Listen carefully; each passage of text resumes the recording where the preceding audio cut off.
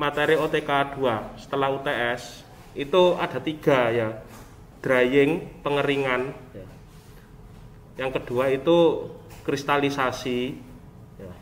Yang ketiga itu adalah filtrasi membran ya. Jadi penyaringan dengan membran. Nah, kalau drying itu kan pengeringan ya sebenarnya ya.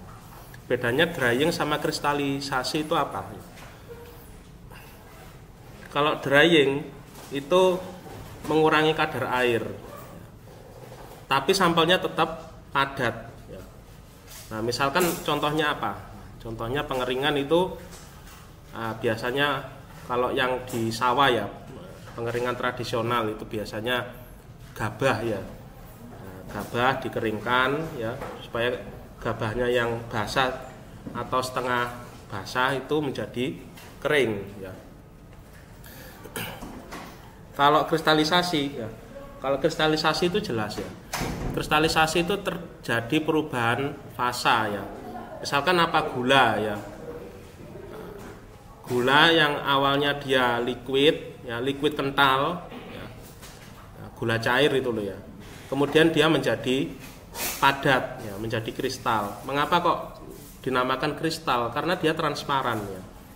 Kalau dia tidak transparan, misalkan ada warnanya putih ya, putih tidak transparan ya, kalau transparan kan tanpa warna ya, kalau dia warnanya putih itu ya dia kristalnya tidak sempurna ya.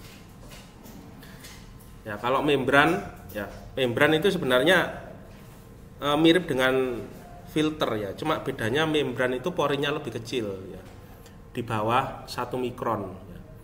Ya kontroversi ya, ada yang bilang di bawah 1 mikron, ada yang bilang di bawah 2 mikron ya. Ya, tapi secara umum itu di bawah 1 mikron disebut membran ya. Oke, kita masuk materi kita tentang drying ya. Jadi ini saya ajarkan resumenya aja ya. Jadi secara lengkap nanti bisa dilihat di Brown ya. Seperti humidity chart dan sebagainya ya. Tapi di sini nanti saya ajarkan juga ya. Ya, drying proses material ya, pengeringan. Nah. It is the process removal of small amount of liquid water moisture by application of heat to obtain dry solid or product ya. Nah, maksudnya ini misalkan ada sampel yang basah ya, wet particle ya. Misalkan contohnya ini cloth ya, kain basah ya. Nah, misalkan sekam padi yang basah ya. Atau misalkan orang manen kopi ya, kopi ya, supaya dia biasanya kan dijemur dulu kopinya ya. Nah, itu kan masih ada kadar airnya. Kalau pengeringan yang tradisional itu paling gampang itu menggunakan sinar matahari. Nah, biasanya kalau di Malang Selatan ya, orang buat garam ya, banyak ya orang buat garam. Nah, itu kan apa namanya? Kalau membuat garam itu evaporasi sama drying ya. Nah, kalau drying itu dia sampel basah dikeringkan, airnya keluar ya, airnya keluar. Loh, air kok bisa berubah menjadi fasa gas ya? Nah, kenapa? Ya, karena air ini memiliki tekanan uap pelarut jenuh ya. Jadi air meskipun dia belum mencapai boiling point-nya, dia itu bisa berubah menjadi fasa gas ya. Air pada 60 derajat Celcius ya, air pada 50 derajat Celcius dia bisa berubah menjadi uap air ya, karena dia punya tekanan uap larut jenuh ya. Nah, artinya panas yang diberikan ya oleh matahari ya, oleh alat pemanas itu bisa melemahkan ikatan hidrogen ya. Jadi bonding hidrogennya itu lemah, kemudian dia lepas ya, partikel-partikelnya. Ya, jadi yang membuat air itu tidak bisa menjadi uap air itu karena ada ikatan hidrogen. Ya. Ikatan hidrogen, ya, dia dilawan dengan energi panas. Ya. Nah, jadi ada energi ikatan dilawan dengan energi panas, energi ikatannya lepas, ya, sehingga air bisa menjadi uap air.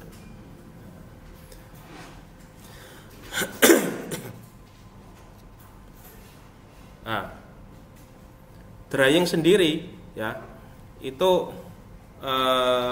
ya secara umum yang sering dijumpai itu ada 3. Yang pertama itu adalah direct exposed to heat air, ya, jadi pemanasan dengan udara panas, ya.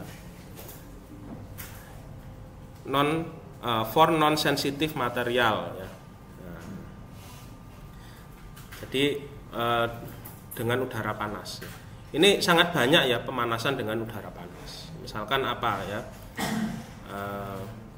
Misalkan itu orang mengeringkan kopi, ya.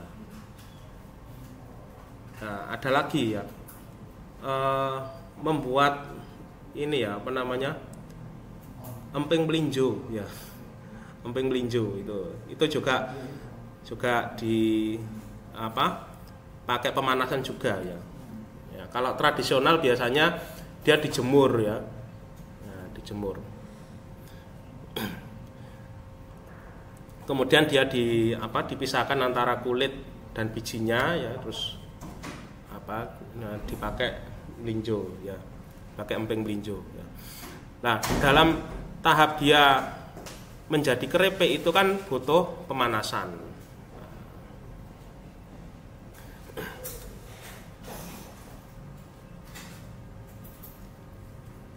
Terus kemudian yang dijumpai dalam kehidupan sehari-hari contohnya apa, ya? Contohnya itu hair dryer, ya. Hair dryer ini sangat sering, ya. Nah, jadi dia hanya butuh koil pemanas sama kipas, ya. Jadi koil pemanas, kipasnya itu akan menggerakkan udara, ya, kemudian melewati elemen pemanas, ya, jadinya udara panas, ya, itu proses pengeringan. Kalau vacuum drying, ya, ada, ya, vacuum drying for sensitive material, ya. Nah, tekanan kurang dari 1 atmosfer, ya. Vacuum drying ini untuk apa, ya? Jadi vacuum drying ini untuk material-material yang apabila dengan pemanasan biasa dia rawan rusak sehingga digunakan vacuum drying, ya. Contohnya apa vacuum drying? Ya, biasanya, ya, kalau malam siapa yang suka ngemil rumput laut, ya? Rumput laut, ya. Rumput laut itu kan, ya, dia dikeringannya itu dengan metode vacuum drying, ya. Karena kalau dia dikeringkan dengan cara yang biasa dengan metode konvensional, ya, rumput laut itu rasanya agak beda, ya. Jadi ada pahitnya, ya. Nah, karena apa? Karena gosong, ya. Nah, itu. Nah, sehingga rumput laut itu menggunakan metode pengeringan vakum, ya, menggunakan vakum drying. Nah, vakum drying ini caranya bagaimana, ya? Nah, jadi vakum drying itu beda sama ini, ya. Kalau pengeringan konvensional itu sistemnya biasanya terbuka. Kalau vakum drying biasanya itu sistemnya dia cenderung tertutup, ya. Nah, jadi ada pompa yang menyedot udara di dalam chambernya. Kalau udara kesedot itu kan tekanannya pasti kurang dari 1 atm. Nah, pompanya nggak terlalu besar, ya, asal dia bisa nyedot udara. Nah, vacuum drying. Nah, biasanya membuat apa, ya? Membuat ciki-cikian, ya. Nah, cikinya biar nggak gosong, ya, caranya bagaimana, ya? Pengeringannya menggunakan vacuum drying, ya.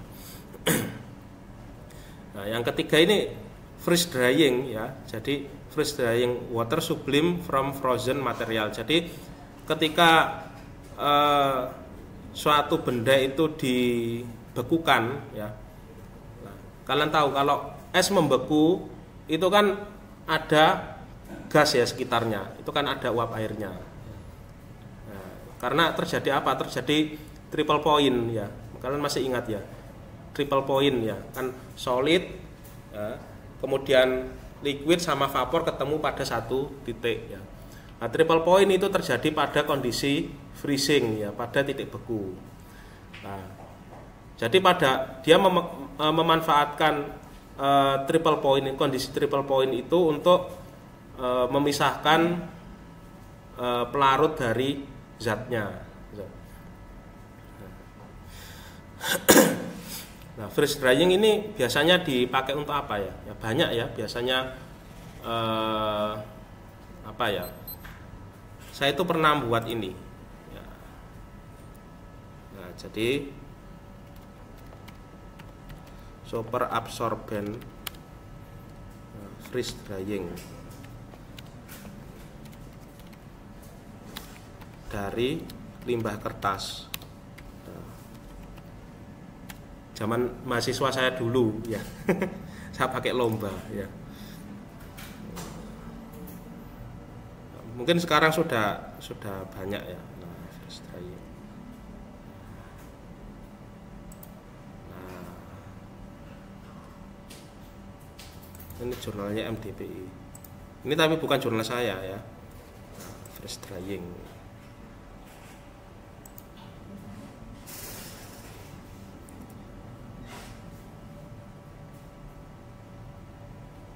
Nah, jadi dulu itu ceritanya ya, limbah kertas itu, nah ini limbah kertas saya pakai modification agent ya, jadi menggunakan amonia. Amonia biar dia terbentuk pori ya, terbentuk lubang-lubang ya. Nah, ngeringkannya bagaimana? Ngeringkannya itu pakai metode freeze drying, jadi ada alatnya. Dia dibekukan. Nah, ketika dibekukan, dia udaranya ditarik ya. Sebenarnya freeze drying itu mirip dengan vacuum drying, cuma ditambah pembekuan ya. Nah, ketika dia ditarik udaranya, nah maka airnya akan tertarik juga ya. Uap airnya kan kalau dia beku itu sekitarnya jadi seperti ada uapnya kan. Nah, itu. Jadi super absorben ya. Super absorben itu apa ya? Bedanya sama absorben biasa. Kalau absorben biasa itu dia menyerap nggak gembung. Tapi kalau super absorben dia nyerap terus gembung. Kayak ikan kembung gitu. Jadi bentuknya tebelnya asal segini ya. Nah, tiba-tiba gembung ya, jadi besar kayak gitu. Jadi kayak ikan kembung.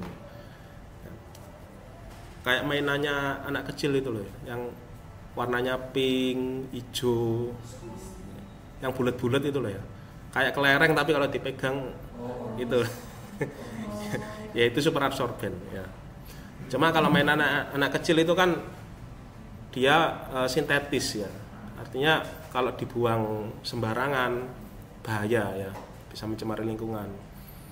Nah, saya dulu itu bikin dari limbah kertas.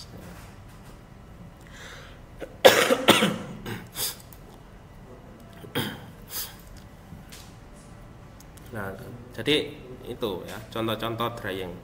Jadi direct drying ya, vacuum drying sama freeze drying. Modifikasi drying lainnya ya, apakah ada ya? Banyak ya, banyak.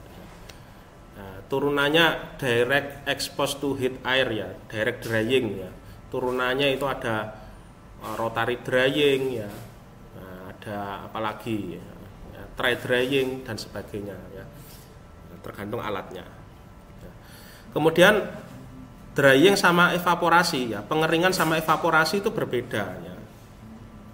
Kalau drying ya, pengeringan itu sampelnya adalah solid ya, solid ya, yang mengandung air, kemudian kadar airnya dikurangi. Tapi kalau evaporasi sampelnya itu adalah liquid ya, liquid konsentrasinya misalkan 5%, dia dipekatkan menjadi 30% misalkan konsentrasinya. Nah, dalam proses pemekatan ini kan dia diuapkan, dievaporasikan.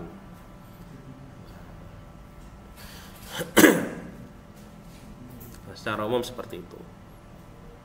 Ya, ini ke bawahnya ini sama aja ya. Ya, nanti bisa dibaca sendiri.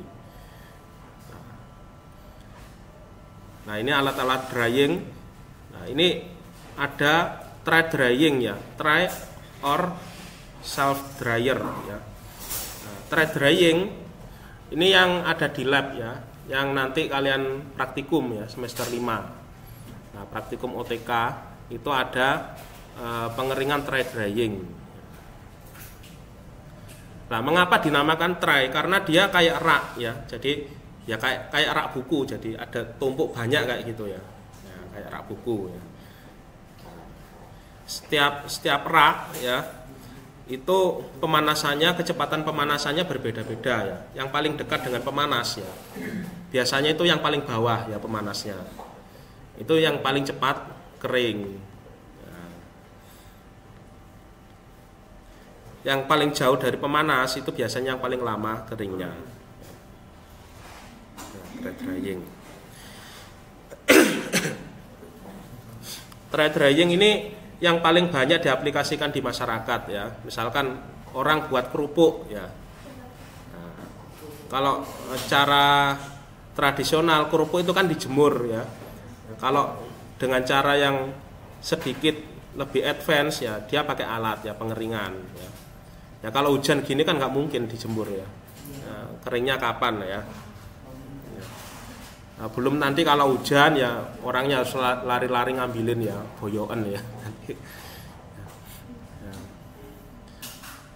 Membuat kerupuk, membuat keripik ya, keripik buah ya, ya keripik nangka, keripik apalagi ya banyak ya. Itu semuanya menggunakan metode drying pengeringannya. Nah, alatnya kira-kira kayak gini ya. Pemanasnya pakai apa, Pak? Ya, pemanasnya banyak ya. Pemanasnya itu ada yang menggunakan LPG ada ya. Ada yang menggunakan coil ya. Coil dihubungkan dengan listrik ya. Nah, listriknya bisa menggunakan listrik PLN yang langsung ya, atau menggunakan solar cell juga bisa ya. Jadi menggunakan solar cell menghasilkan listrik ya, masukkan ke konverter ya, kemudian baru ke instalasi koil pemanasnya ya. Nah itu nanti bisa menjadi sumber energi dari situ ya. Ini paling banyak ya, paling banyak di masyarakat itu yang ini. Nah, kemudian ada yang drying pakai roller ya, itu ada ya. Nah, screen conveyor dryer. Ya, jadi dia kayak gini. Ya. Biasanya ini untuk pengeringan biji-bijian ya. Kalau conveyor, screen conveyor dryer ini pengeringan biji-bijian. Ya. Screen conveyor. Kemudian ada yang rotary dryer ya. Jadi ini kan bulat ya. Ini aslinya pipa memanjang kayak gini. Pipa memanjang, dia dibuat agak miring ya. Nah, dia pipanya ini bisa berputar ya. Berputar itu tujuannya untuk mengaduk ya. Karena kalau nggak diaduk itu gosong, bagian bawahnya gosong ya. Nah, itu menggunakan rotary dryer.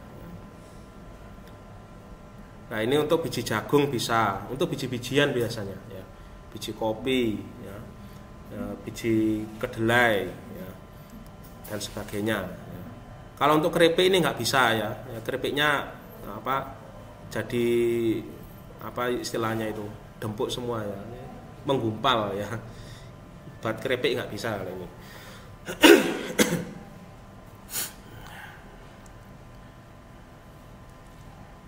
Nah, ini rotary dryer.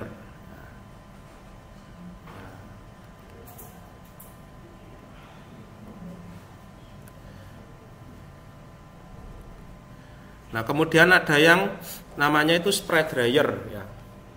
Nah, di lab kita itu ada ya, di lab OTK itu ada alat spray dryer ya.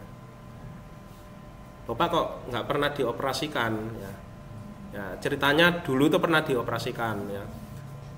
Sebelum saya masuk ke sini ya, saya masuk ke sini kan 2016 ya, 2014 dulu itu pernah, 2014 itu ada alatnya, ada di situ ya, baru maksudnya ya. Dulu itu dibuat untuk membuat bubuk susu ya. Nah, dulu itu proyeknya Pak Pur kalau nggak salah ya. Proyeknya Pak Pur itu ada sama apa, peternak susu Pujon dulu. Nah, dari susu ya cair dibuat bubuk ya. Nah, susu bubuk itu buatnya salah satu metodenya itu dengan cara spray drying ini ya. Nah, spray drying itu keunggulannya apa ya? Apabila dia bubuk susu ya, susu yang dibuat itu nantinya tanpa ampas. Kopinya juga tanpa ampas. Jadi teknologi kopi tanpa ampas itu sebenarnya dibuat dengan metode spray drying ya. Awalnya kopi biasa ya, bubuk kopi ya, bubuk kopi campur air ya, di waduk ya, kemudian dimasukkan ke alat spray drying. Ketika dia liquidnya di spray itu disemprot ya, kayak apa, mandikan burung itu ya, disemprot itu ya. Nah, ketika disemprot dia dilewatkan ke kolom pemanas. Nah, jadi ini kan disemprot kan, ini kan disemprot, kolomnya ini panas ya. Jadi ketika dia nyemprot itu kan partikelnya cenderung kecil ya, kemudian dilewatkan kolom panas sehingga dia jadi bubuk ya. Ini kan solidnya turun ke bawah. Nah, kalau ini apa, siklon ini untuk apa namanya, menarik gas ya, apa namanya, menarik uap air ya, sekaligus partikel yang terlalu kecil ya. Kalau yang terlalu kecil ada yang ketarik ke atas juga ya, sedikit tapi jumlahnya. Nah, ini spray drying.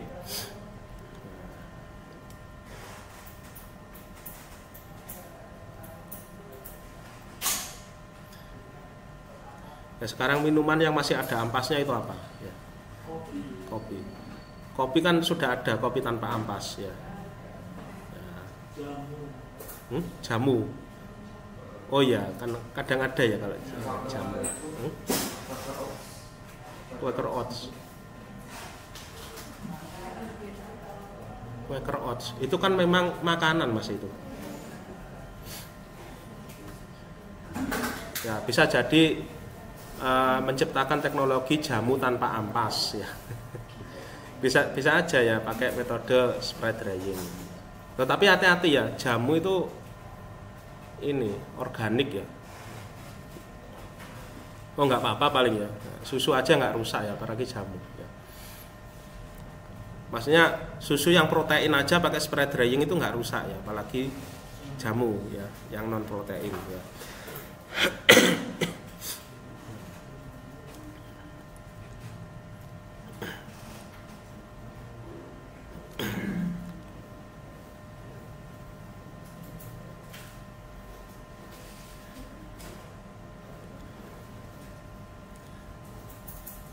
Nah, kalau ini ya kita mengenal istilah humidification ya. Jadi humidification ya, atau kalau diterjemahkan ini kan kelembapan ya.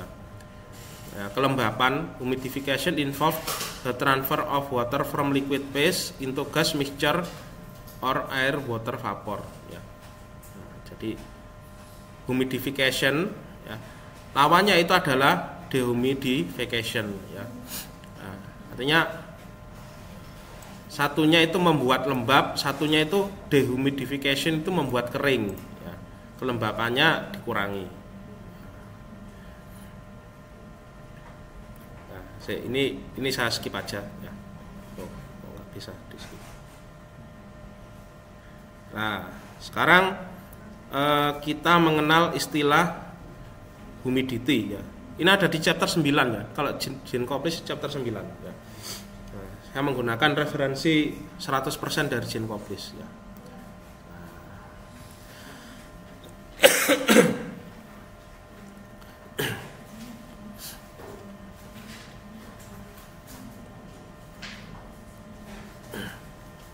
Nah, nanti ini bisa dibaca sendiri ya. Intinya ya, definition of humidity ya. Definisi dari kelembapan.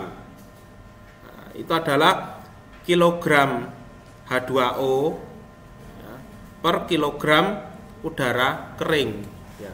Jadi kelembapan mungkin di ATK 2 ya sudah pernah dibahas ya. ATK 2 humidity chart udah pernah belajar belum? ATK 2 ya kalau belum ya kita belajar lagi ya. Jadi definisi kelembapan itu secara umum itu adalah kadar air dibagi kadar udara kering. Nah, sehingga persamaan 931 itu muncul kayak gini ya.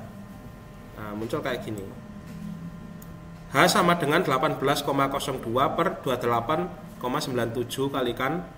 Nah, PA itu tekanan komponen A ya, dibagi ini tekanan lingkungan dikurangi tekanan komponen A ya. Nah, 18,02 ya, kira-kira dari mana ya? Dari MR-nya air ya 18. 28,97 dari MR-nya udara kering. Jadi MR rata-rata udara kering itu adalah 28,97 segini. Ya, kalau biasanya di buku-buku kan disingkat kadang 28 gitu aja, atau ada yang menyebutkan 29 gitu aja. Kalau pastinya saya 28,97. Kalau P itu adalah tekanan ya. PA berarti tekanan komponen A.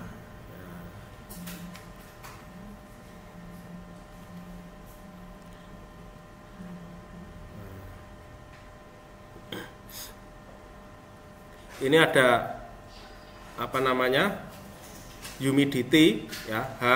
Nah, kemudian ada HS ya. Nah, persamaan yang penting ini ya 931 kemudian 932 ya. Nah, HS ya. 18,02 per 28,97 ya. Nah, apa namanya? S itu singkatan apa? PAS ya. S itu singkatan dari satu rated. Jadi kelembapan jenuh ya. Nanti kalau di contoh soal ini ya lebih jelas lagi. Kalian kasih tanda dulu 931, 932. Nah, ini. Kemudian ada lagi percentage relative humidity ya, HR. HR sama dengan 100 kalikan PA per PAS. PA itu adalah tekanan tidak pada satu ratednya. Kalau PAS tekanan pada satu ratednya. Loh, tekanan satu rated itu dari mana? Kalian mendengar istilah satu rated superheated itu dari mana? Steam tabel ya. Nah, berarti tekanan satu rated itu didapat dari steam tabel. Karena yang diuapkan pasti air ya. Kalau yang diuapkan lainnya ya bukan pakai steam tabel ya. Diuapkan, kalau yang diuapkan misalkan bensen kayak gitu ya beda lagi ya. Beda cerita, nggak pakai steam tabel ya. Karena yang diuapkan adalah air, maka dia menggunakan steam tabel. Ketemu lagi. Steam tabel tapi yang satu rated ya, bukan yang super rated ya. Namanya aja satu rated humidity ya, pasti pakai satu rated.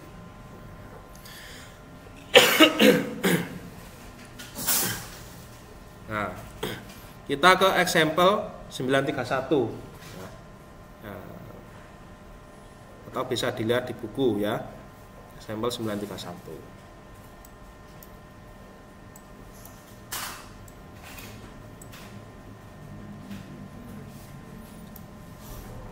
Ini udara pada ruangan suhunya 26,7 derajat Celcius atau 80 derajat Fahrenheit. tekanannya 101,325 kPa ya, atau setara dengan 1 atm ini ya. Berisi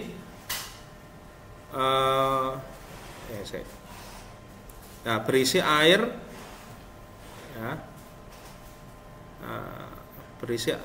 berisi air pada berisi water vapor, berisi uap air dengan tekanan parsial 2,76 kPa.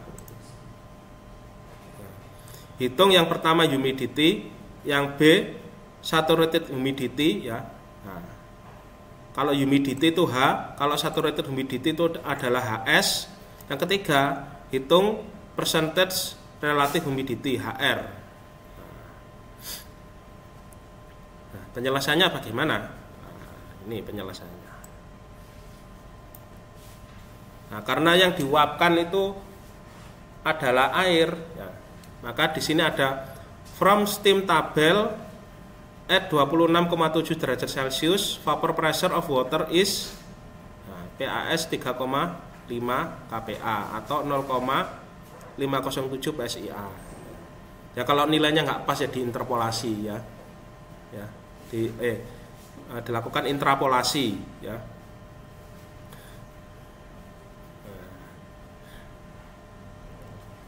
Ini dilakukan interpolasi, nilainya ini ya, suhunya 26,7 ya. Nah, steam tabel ya.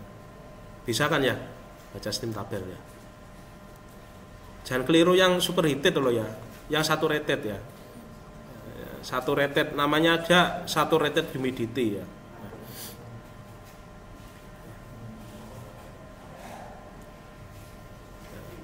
Kemudian ya, also ya, tekanan A 2,76 kPa. Ini dari soal ya. Nah ini loh ya, partial pressure ya, 2,76. Ya, kemudian tekanan di lingkungan sekitar 101,3 kPa. Yang pertama ditanyakan humidity ya. Humidity kan rumusnya ini kan, nah, 931 tadi, persamaan 931. H sama dengan 18,02 per 28,97. Ini kan dari MR air dibagi MR udara kering. Nah ini dimasukkan kan nilainya ya, atas bawah ini. Nah, atas bawah ini masukkan. Nah, kemudian tekanan A tadi kan di soal berapa? 2,76 ya, satuannya kPa.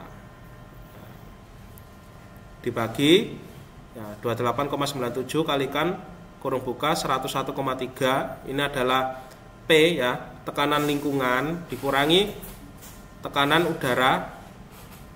Ya.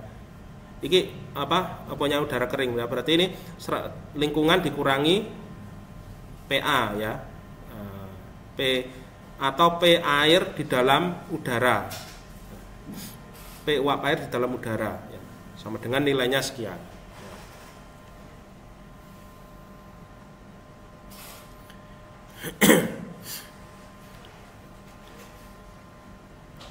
Nah ini adalah humidity ya.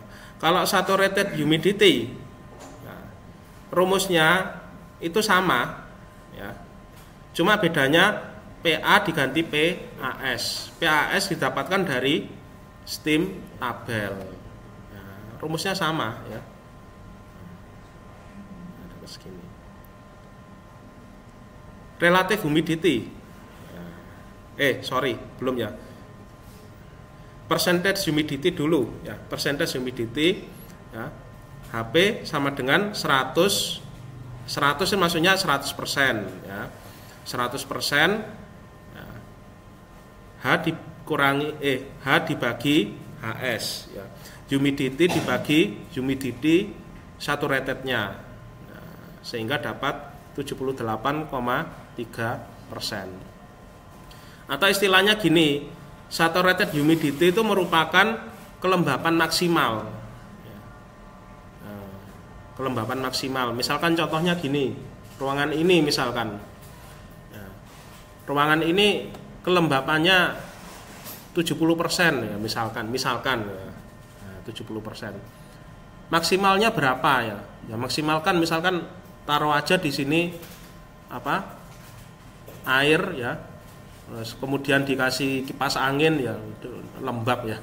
Jadinya lembabnya maksimal, ruangannya ditutup semua ya. Nah, sampai benar-benar ruangannya lembab lah, itu 100% ya. Jadi saturated humidity itu merupakan kelembapan maksimal ya. Kalau humidity biasa ya, H biasa itu merupakan kelembapan pada kondisi tersebut ya.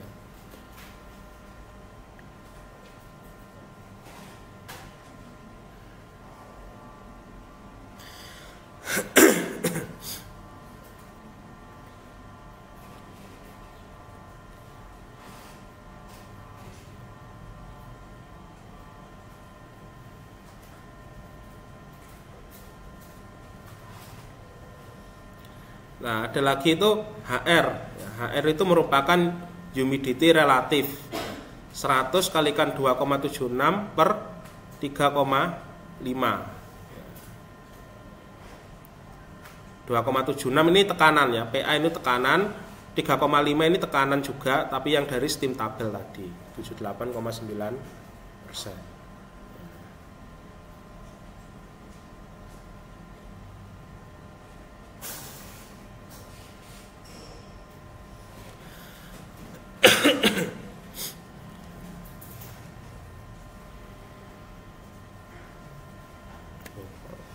Mati senggol. Nah, ini persen kelembapan.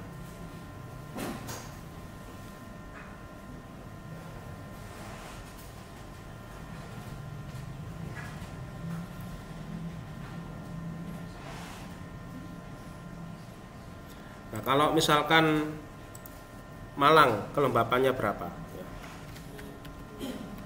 Nah, kelembapan biasanya 90%, 80% ke atas masih suka. Iya, tinggi Malang. Kalau dulu saya di Bogor sampai 100 Pak. Rata-rata udara berkisar 79% sampai 86%. 79 ini pas kemarau ya. Kalau pas hujan gini ya 86 ya. Kota yang panas misalkan bandingkan apa? Surabaya. Surabaya kelembapannya berapa?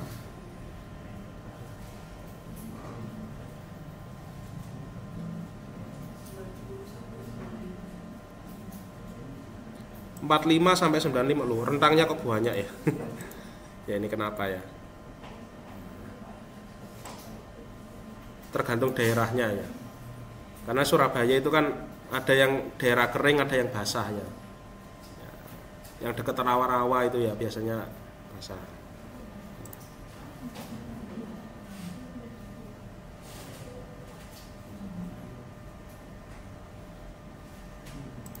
Nah itu.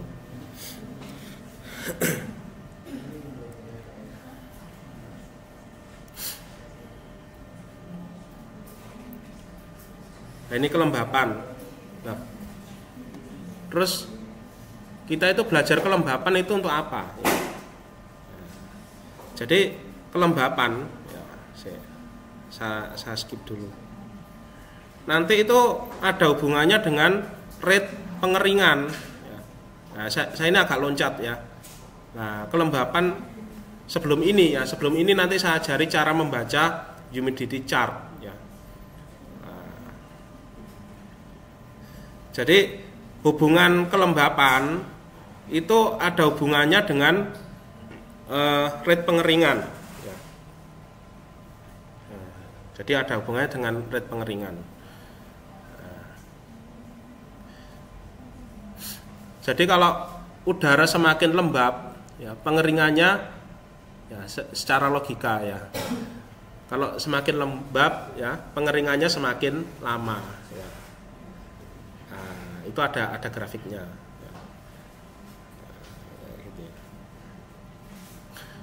Nah, jadi grafik ini yang nantinya akan digambar ketika kalian praktikum ya. Jadi kelembapan versus drying rate ya, kecepatan pengeringan. Caranya bagaimana ya? Caranya mudah ya. Nah, caranya misalkan sampelnya tempe ya. Nah, tempe ya direndam sama air ya. Ada yang direndam bentar ya, cuma 5 detik ya. Nah, direndam lama misalkan 1 jam kayak gitu kan pengeringannya pasti berbeda nanti ya. Yang 1 jam lebih lama keringnya daripada yang tempe cuma direndam 5 detik kayak gitu. Ya, tapi ada caranya. Nah, sebelum ke laju pengeringan, nah nanti saya berikan latihan ya. Kalian tahu grafik ini enggak? Humidity chart ya. Humidity chart. Nah, ini kita cari yang berwarna aja ya. Di buku kan enggak berwarna ya. Humidity chart, cara membaca ya sama aja ya. Nah ini ya,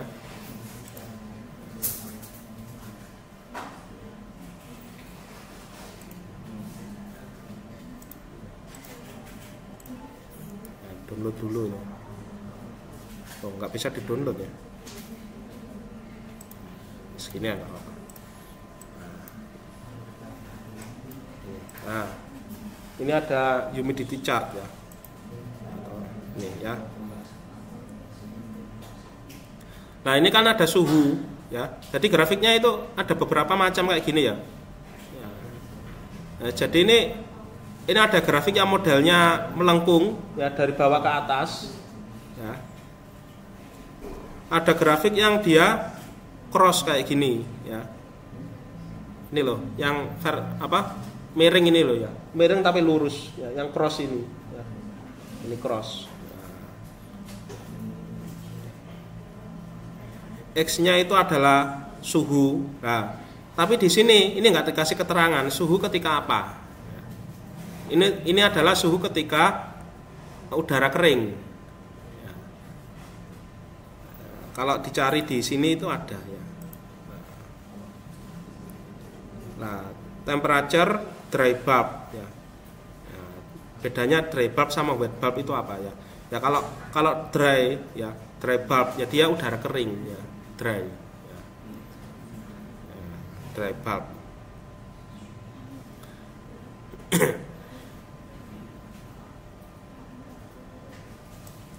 Nah, jadi ya di sini ya. Ya, jadi suhu ketika dia dry bulb. Ya, kemudian yang sini ini kan humidity ya, kilogram water vapor per kilogram dry air ya. Nah, jadi kilogram uap air dibagi kilogram udara kering. Nah, sama kan? Kalau ini gram ya sama aja kan ya. Sama aja. Nah,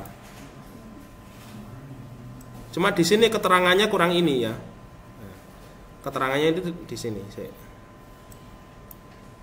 Nah, ini kan ada grafik yang kayak gini kan, seret kayak gini. Ada grafik yang cross ya. Pertemuan antara grafik yang melengkung sama yang garis lurus di sini itu nggak dikasih keterangan ya. Nah, kalau di sini kan dikasih keterangan. Wet bulb saturation temperature ya. Artinya dia suhu pada saturation ya, pada kelembapan maksimalnya ya. Suhu pada kelembapan maksimal. Nah, jadi misalkan di sini ini kan titiknya di sini kan. Nah, di sini. Nah, cara bacanya misalkan kayak gini ya. Nah, ini kalau di sini kan sudah ada contohnya ya.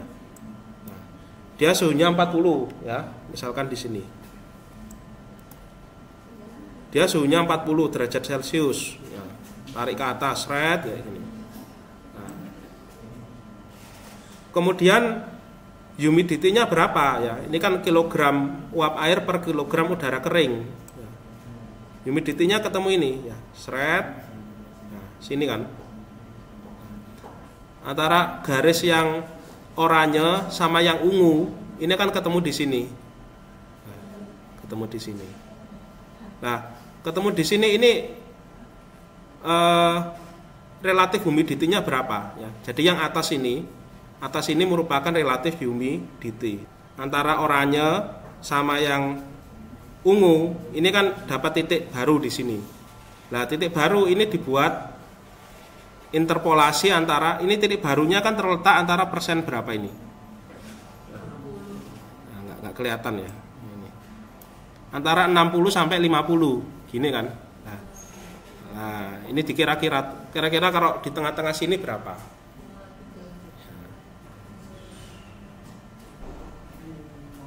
Ini caranya ya.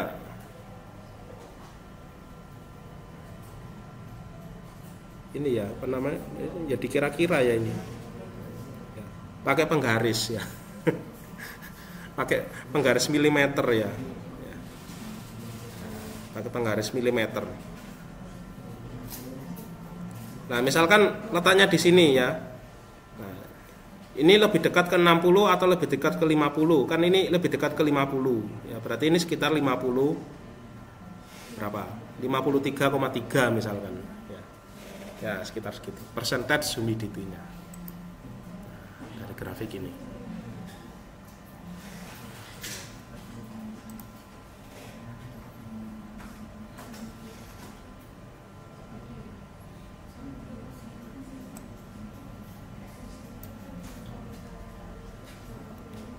Ini kalau di aplikasi Android ada enggak ya? Humidity chart di Play Store.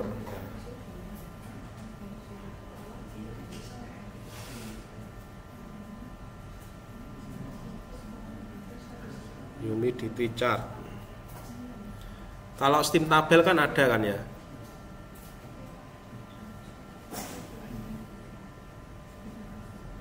Oh, belum ada ya. Belum ada ini, di aplikasi belum ada. Kalian bisa aja bekerja sama dengan anak Filkom atau Elektro ya. Bikin aplikasi humidity chart gitu. Ya bisa-bisa aja ya. Rumusnya ini semua ya. Rumusnya, nah ini. Rumusnya pakai ini semua ya. Nah, rumusnya ini 931, 932 dan 934. Ya kalau letaknya antara 10% dan 20% ini masih gampang ya. Kalau letaknya antara 90 sampai 100 gini. Kok kecil gitu. Gimana? Ini aja saya zoom ini, nah sampai ngeblur ini masih segini loh. Ya. Berarti itu logaritmik atau gimana ya? Soalnya kayaknya itu logaritmik gitu. Ini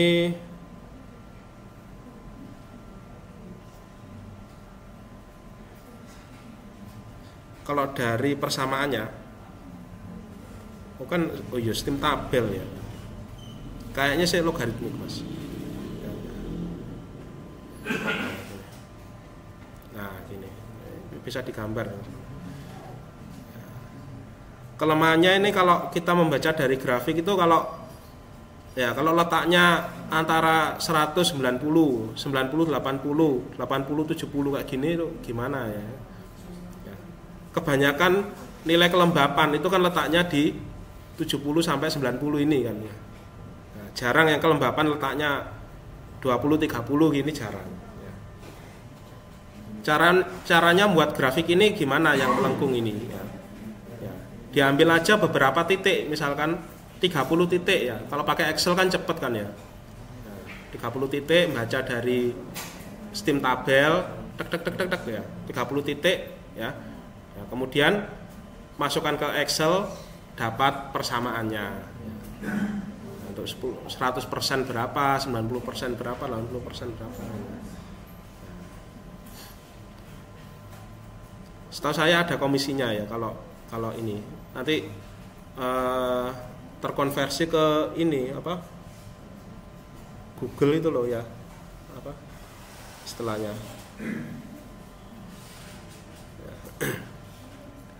satu kali download komisinya berapa itu ada. Jadi ada ini ya, ini grafik yang nantinya muncul ketika kalian praktikum nanti. Nah, ini tentang kecepatan ini ya, jadi kecepatan pengeringan, di mana sumbu X-nya adalah free moisture ya, kilogram H2O per kilogram dry solid ya, free moisture ya. Nah, kilogram dry solid itu maksudnya apa? Misalkan tempe ya, tempe itu ketika kering ya, misalkan beratnya 1 kilo ya. Nah, kilogram H2O ya, kilogram H2O nya itu tempe ketika dia sudah dikeringkan sampai H2O-nya konstan ya, sudah tidak bisa menguap lagi ya, artinya uap airnya sudah habis ya. Nah, dia itu berapa ya. Ini free moisture ya. Nah, kemudian drying rate ya, kilogram H2O per hour, ini waktu ya, ini jam ya. Nah, kemudian ini kalikan meter persegi ya. Meter persegi itu artinya luas area ya. Nah, mengapa kalau praktikum itu pakai tempe ya? Karena paling gampang ukur luas areanya ya. Kalau misalkan pakai jagung ya, jagung kan tidak bulat sempurna. Ukur luas areanya gimana ya jagung? Dele ya, pakai kacang hijau ya, pakai kacang hijau. Kacang hijau kan lonjong ya, bukan bulat ya. Ukur luas areanya gimana? Kesulitan ya. Sehingga kita paling gampang pakai aja tempe kotak kayak gitu ya. Nah, luas areanya ya tempe itu ya, kotak itu ya. Balok ya. Nah, kalau itu drying rate bukannya harusnya ada kayak persen atau apa? Ini hour. Oh, itu hour. Hour ya. Jadi ada waktunya nanti. Ada waktunya ya. Jadi waktu itu waktu pengeringan ya. Nah, ini nanti bisa jadi variabel ya, jadi variabel. Nah, misalkan tempe yang awalnya kering ditimbang, kemudian kan dibuat basah ya, dibuat basah. Ketika dia sudah dibuat basah, misalkan pengeringannya dikeluarkan tiap 10 menit misalkan ya. 10 menit pertama, 10 menit kedua, 10 menit ketiga, sampai terserah asistennya ya, ngasih variabel berapa. Nah, sehingga nanti pada menit tertentu itu terciptalah grafik kayak gini ya. Nah, awalnya itu rate-nya akan naik kayak gini ya, kemudian konstan. Konstan rate, lama-lama dia akan turun ya, bahkan sampai 0. Nah, artinya apa? Ketika pertama ini namanya ini adalah falling rate ya. Jadi dia ketika rate-nya naik ya. Nah, ya. Rate-nya itu cenderung naik ya, cenderung naik ya. Atau disebut juga ini kondisi unsteady state ya. Unsteady, kondisi yang tidak steady itu artinya tidak siap ya. Artinya dia masih menyesuaikan dengan kondisi lingkungan sekitar ya. Nah, ketika constant rate, lah inilah yang dimaksud dengan kondisi yang steady state ya. Kondisi steady state itu artinya dia ya, sistemnya kontinu ya, berjalan semestinya ya, berjalan dengan semestinya itu kondisi yang steady state, constant rate. Nah, ini constant rate ini yang nantinya akan diukur ya berapa. Kemudian dia akan turun. Nah, turun ini kenapa ya? Karena lama kelamaan airnya kan pasti akan tinggal sedikit. Kalau tinggal sedikit ya, kemudian dikeringkan, dilanjutkan lama-lama sampai 0 dia ya. Airnya sudah habis. Ya. Kalau airnya habis, berarti kan drying rate-nya itu 0 ya. Karena tidak ada air yang teruapkan. Ya. Nggak ada yang menguap, sudah airnya habis itu, nanti kecepatan penguapannya itu 0 ya. Nah, ini. Nah. Maksudnya yang aksennya itu apa, Pak? Mana? Aksen. Iya. Iya. Oke. Ini kondisi ini apa namanya? Kadang itu terjadi kondisi kayak gini. Ketika suatu sampel dipanaskan, itu ada kalanya itu porinya memuai. Nah, kalau porinya memuai, itu kan membesar kan, porinya membesar. Sehingga celah untuk air untuk keluar itu semakin banyak. Nah, itu mungkin terjadi. Jadi lonjakan. Nah, iya mungkin. Tapi lama-lama ya pasti akan turun lagi. Cuma melonjak dikit terus turun lagi. Karena dia memuai kayak gitu. Berarti kalau misalnya nanti ada lonjakan lagi bisa terjadi konstan lagi atau bakal langsung turun? Mungkin bisa terjadi. Bervariasi tergantung sampelnya. Ya. Tapi LS itu apa ya?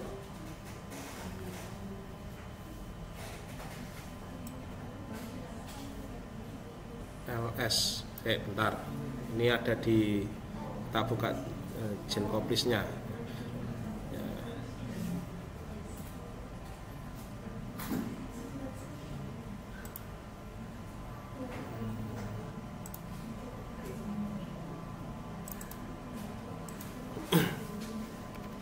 Ini dari itu ya Pak, dari komis ya Pak. Iya, dari genkopis chapter 9.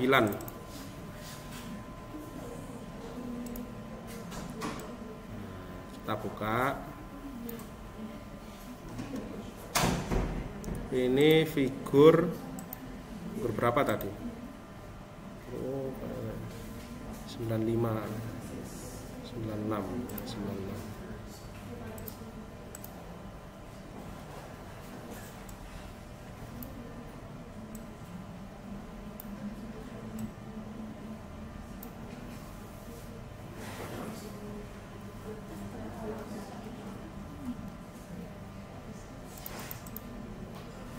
Nah ini loh rata-rata. Nah biasanya gini kan, ya, dia naik kemudian konstan, ya. Nah, konstan rate. Tapi ini kan belum selesai kan, nanti dia akan turun lagi. Ya. Naik konstan.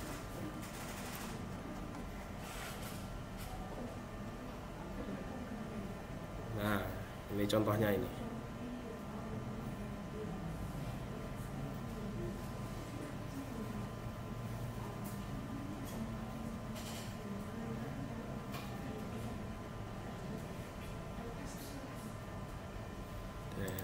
Cari ini grafiknya. Ini loh ya, LS kilogram of dry solid juice ya. Jadi dia massa dari sampelnya ya. Nah, dari sampel itu ketika kering ya. Jadi LS kilogram of dry solid juice ya. Jadi massa sampel. Nah ini kan LS per A ya, berarti massa sampel dibagi A itu adalah luas area ya. RC itu rate-nya ya. Ini dari satuannya kan kelihatan ya. Jadi RC itu rate-nya. T itu waktu ya, waktu pengeringan. LS per A ya, kalikan RC ya, dibagi X1 min X2 ya. X1 min X2 itu tergantung posisinya ya. Misalkan kalau misalkan dari awal sampai akhir ya, X2-nya yang paling akhir. Iya bener ya. Berarti X2-nya yang paling akhir. Jadi tergantung ya. Jadi X1 X2 itu misalkan masangnya dari D ke C ya berarti di antara D dan C ini. Kalau masangnya dia antara E sampai A, berarti X1 X2 nya E sampai A. Nah, tergantung ini waktunya ya. Hour. Misalkan ditanyakan T pada falling rate ya, T pada falling rate ya berarti E sampai C ya. Tapi kalau T pada constant rate berarti C sampai B. Ya, kayak gitu. Nah, jadi T ini bermacam-macam. Ya, intinya kayak gitu. Sampai sini ada pertanyaan? Ya. Kalau ini kan grafiknya berdasarkan fraksi moisture yang tersisa. Jadi saya mau tanya itu kalau dibikin grafiknya sebagai sumbu X-nya itu T ya, waktu. Bukannya kita bisa langsung tahu LS-nya itu berdasarkan LS per area itu berdasarkan areanya Pak, berdasarkan area di bawah bukannya. Jadi Bisa, ya. LS T. Ya, saya paham maksudnya. Penyajian grafik ya nggak apa-apa ya. Pakai yang kamu maksud juga nggak apa-apa, itu memudahkan saja. Ya. Salah satu bentuk grafik yang lain. Ya. So, biasanya yang ditampilkan itu grafik ini. Ya. Biasanya ya yang ditampilkan grafik ini.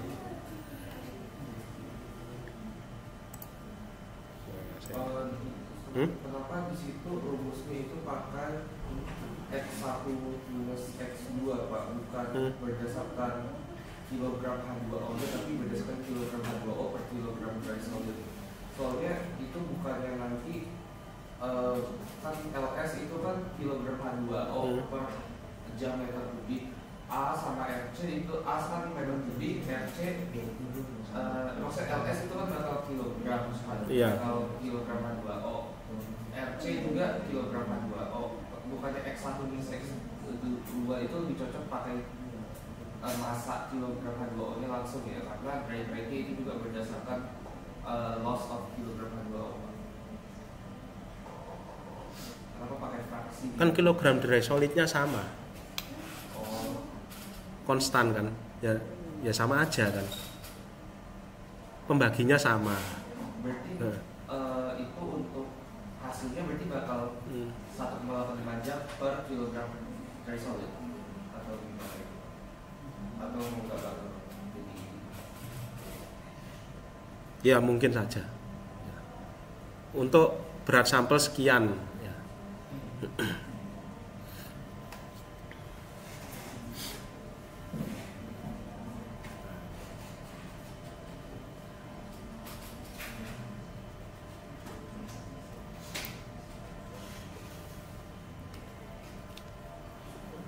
Bentar ya. Saya berikan tugas ya.